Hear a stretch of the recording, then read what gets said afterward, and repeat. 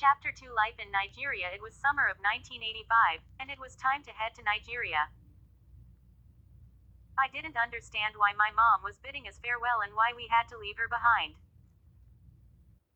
As she said her goodbyes to us, I could still sense the sensation of her mouth by my ear. I, Dad, and my three other siblings headed for the plane.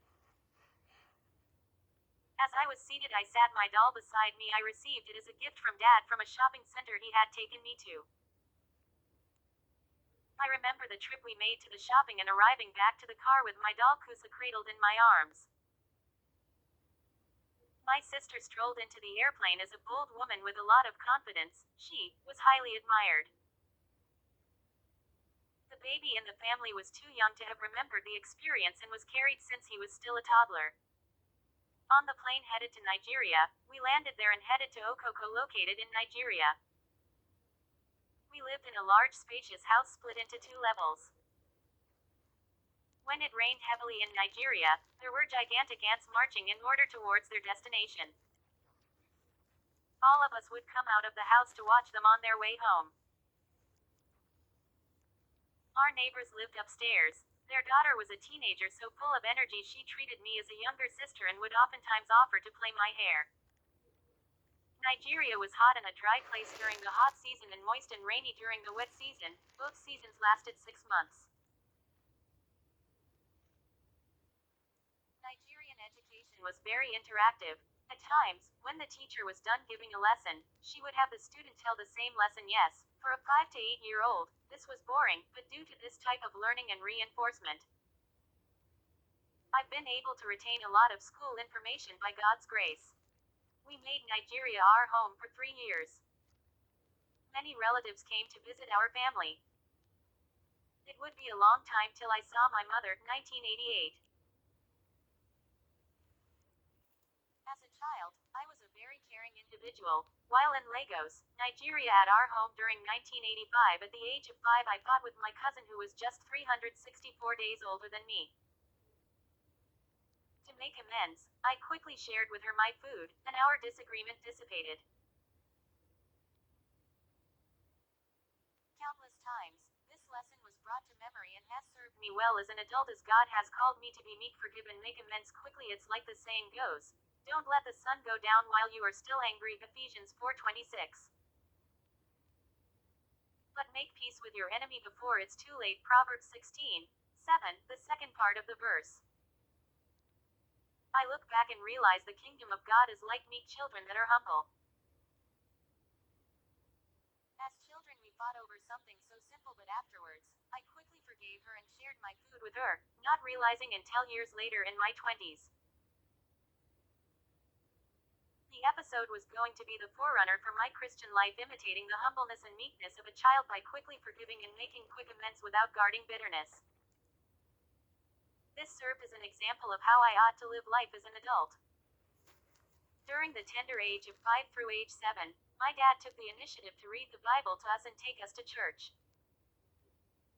A spiritual encounter took place at school when I had stolen a pencil sharpener. When my teacher caught me in the act, which I denied it, my aunt was informed and didn't say too much about the subject. I recalled a voice resounded over and over again within me saying, "Why did you do it? Why did you do it?" It was a non-cessant voice that came in the form of chastising and rebuke. The voice made me ashamed of my actions, and from that point on, I took it upon myself not to steal from school or anyone else ever again. I remember my auntie, my dad's younger sister, making our school lunches. At school, our lunches were kept in a small cabinet or drawer to prevent the children from eating the food before lunchtime. I remember on one occasion my auntie bought us Puff Puff. Puff Puff is a fried dessert made out of flour, eggs, sugar, vanilla, yeast, butter, and vegetable oil. As children, we enjoyed them so much that we would eat them before arriving to school. She arrived back to the school to take some with her, but to her disappointment to find out we had already eaten the dessert before she had returned back, and we got into trouble for eating our lunch in the morning. Although we lived a comfortable life in Nigeria, I and my siblings oftentimes ate from the same plate of food. Food was never equally shared, and I would at times feel the need to eat more but refrained from asking for more food from my auntie. My complaint would always be, such and such person ate the food so fast he didn't leave us enough food to eat. My youngest brother is a toddler at 2 years of age, developed the habit of eating his classmates' food once they had thrown it into the trash, and as a result,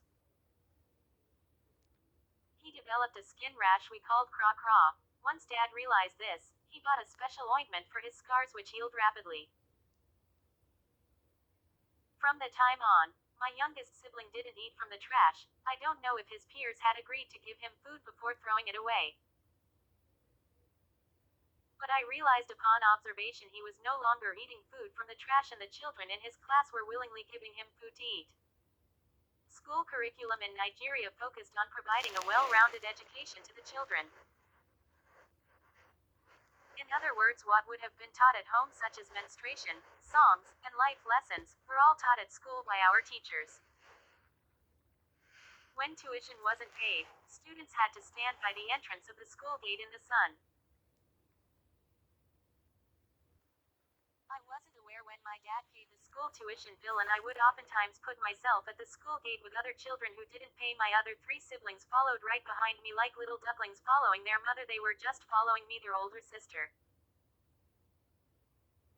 As a child, it was easy to obey authority. There were no held boundaries or ideals, and so it was often easier to obey older adults or older youths.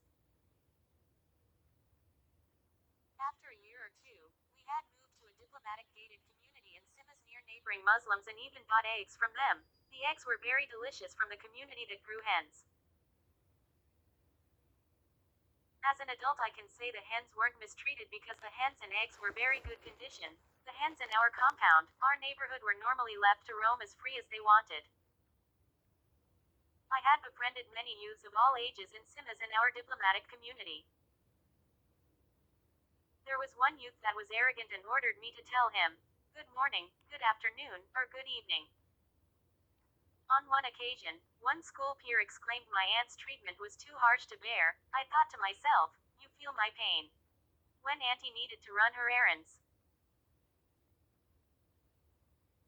she would make I and my siblings take naps after school. Upon waking up, the Nigerian breeze gave the feel of a cold front, but on the days I didn't have to take naps, I realized the weather only felt cold if I took a nap. In Nigeria, although I was skinny, the Nigerian culture at that time admired voluptuous women. At the time, I understand why, and it was because voluptuous women were a prized possession, a sign they were capable of bearing children.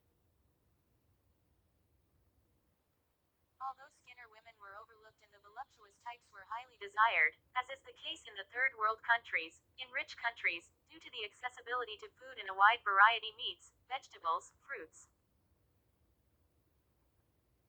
desserts, and sodas of all varieties, and beans of different colors from different countries, skinniest is oftentimes desired, although many run the risk of becoming bulimic and or anorexic. In the United States, bulimia,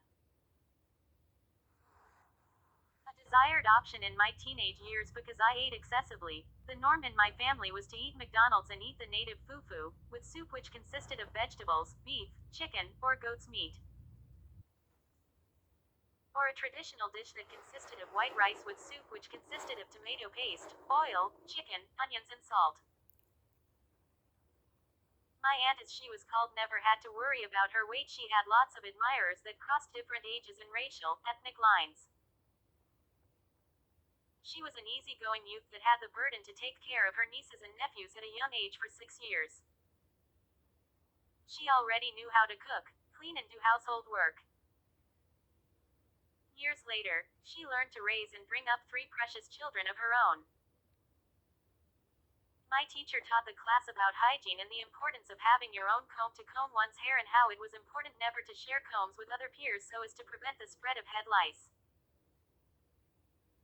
If she had spoken about personal hygiene such as changing one's underwear, I think I would have adhered to her lesson. As a child, the norm for me was to wear the same underclothes every day.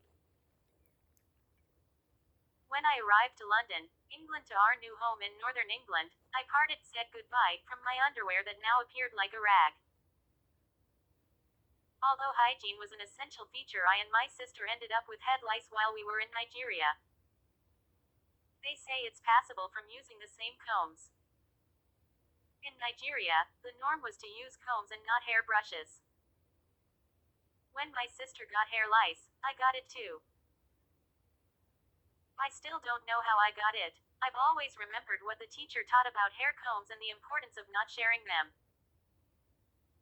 I didn't always sleep in the same bed with my sister because I was prone to bedwetting. My sister's hair was cut short. I was forced to go bald too because lice was slowing eating our scalps.